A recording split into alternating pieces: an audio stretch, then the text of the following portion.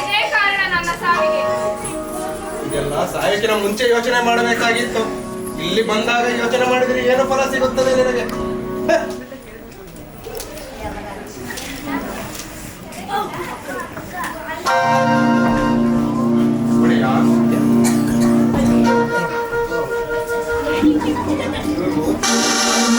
ಬಂದಿಲ್ಲ. ತನ್ನ ಜೊತೆಗೆ ತನ್ನ 2 ಕಂದಮ್ಮಗಳನ್ನು ಕೊಂದು ಬಂದಿರುತ್ತಾಳೆ.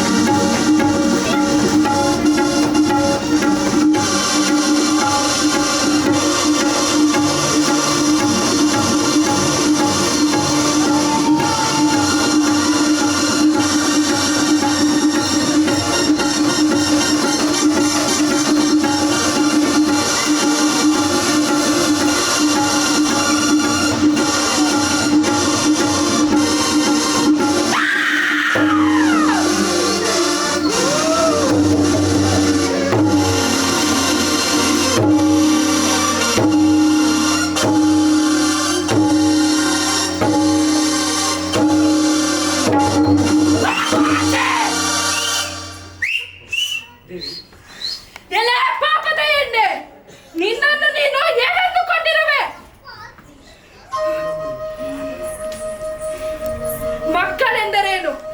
ಅವರ ಪ್ರಾಣವೆಂದರೇನು? ಈ ಭೂಲೋಕದಲ್ಲಿ ಎಷ್ಟೋ ಜನರು ಮಕ್ಕಳಿಲ್ಲದೆ ಮಕ್ಕಳಿಗಾಗಿ ಕೊರಗುತ್ತಿದ್ದಾರೆ. ಅದೇ ರೀತಿಯಲ್ಲಿ ಎಷ್ಟೋ ತಂದೆ ತಾಯಂದಿರು ಮಕ್ಕಳಿಗಾಗಿ ಬೇಡುತ್ತಿದ್ದಾರೆ. ಅದನ್ನೆಲ್ಲವನ್ನು ಬಿಟ್ಟು ನಿಮ್ಮಂತವರಿಗೆ ಮಕ್ಕಳನ್ನು ಕೊಟ್ಟು ಆ ಮಕ್ಕಳ ಭವಿಷ್ಯವನ್ನು ಏಕೆ ಹಾಳು ಮಾಡುತ್ತೀರಿ? ಇಲ್ಲಿ ಜೀವ ಕೊಡುವುದು ನನ್ನ ಸ್ವಾಮಿ, ಹಾಗೆ ಜೀವನವನ್ನು ತೆಗೆಯುವುದು ಕೂಡ ನನ್ನ ಸ್ವಾಮಿಯೇ.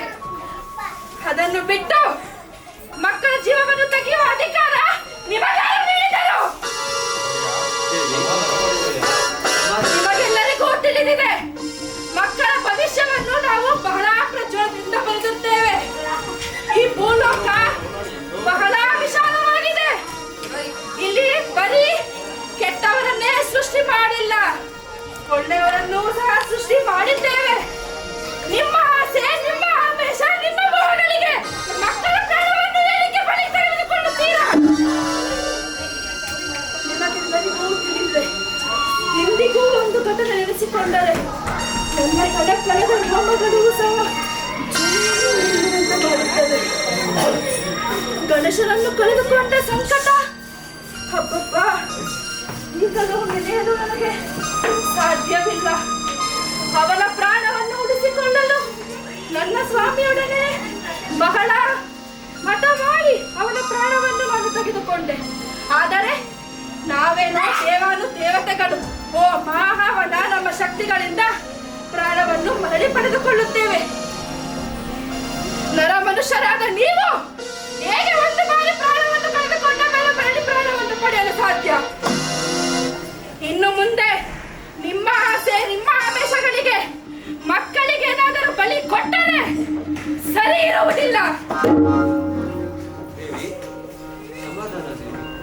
ಸಮಾಧಾನ. ಇಷ್ಟೊಂದು ರೋಗ ಬೇಕೆ? ಸ್ವಾಮಿ, ನನ್ನ ಕೋಪ, ನನ್ನ ಆವೇಶ ಇವಳ ಮೇಲಲ್ಲ, ಆ ಮುದ್ದಾದ ಮಕ್ಕಳ ಮೇಲೆ. ನಾನು ಹೇಳುವುದು ಸರಿಯೇ ದೇವಿ, ಆದರೆ ಏನು ಮಾಡುವುದು? ಭೂಲೋಕದಲ್ಲಿ ಪಾಪ ತುಂಬಿ ಸುಡುತ್ತಿವೆ. ಅಲ್ಲಿ ಗಂಡ, ಹೆಂಡತಿ, ಮಕ್ಕಳು, ಅಜ್ಜಿ, ತಾತ ಅಷ್ಟೇ ಅಲ್ಲದೆ ಸ್ವತಃ ತಾಯಿ ಮಕ್ಕಳ ನಡುವಿನ ಬಾಂಧವ್ಯಗಳು ಕಡಿಮೆಯಾಗಿದೆ. ಅದಕ್ಕೆ ಅಲ್ಲವೇ ನಾವು ಇಲ್ಲಿ ಆತ್ಮಗಳನ್ನು ಕರೆಸಿ ವಿಚಾರಣೆ ಮಾಡುತ್ತಿರುವುದು. ಇನ್ನು ನನ್ನ ಕರಳೆ ಬೇರೆ, ನಿಮ್ಮ ಕರಳೆ ಬೇರೆ. ನನ್ನ ಕರಳೆಯ ಸಂಕಟ ನಿಮಗೆ ಅರ್ಥವಾಗುವುದಿಲ್ಲ. ಇದನ್ನು ಇಲ್ಲಿಗೆ ಬಿಟ್ಟು ಮುಂದಿನ ಆತ್ಮವನ್ನು ಕರೆಸಿ. ನನಗೇಕೋ ಭಯವಾಗುತ್ತಿದೆ ದೇವಿ. ಸ್ವಾಮಿ, ಒಂದು ಬಾರಿ ಹೇಳಿದೆ ಅಲ್ಲವೇ ನಾನು ಮರಳಿ ಆ ತಪ್ಪನ್ನು ಮಾಡುವುದಿಲ್ಲ ಎಂದು? ಮರಳಿ ಆ ಉಗ್ರರೂಪವನ್ನು ತೋರುವುದಿಲ್ಲ ತಾನೆ? ಇಲ್ಲ ಸ್ವಾಮಿ. ಯಮರಾಜ, 4 ಆತ್ಮವನ್ನು ಕರೆದು ಬಾ.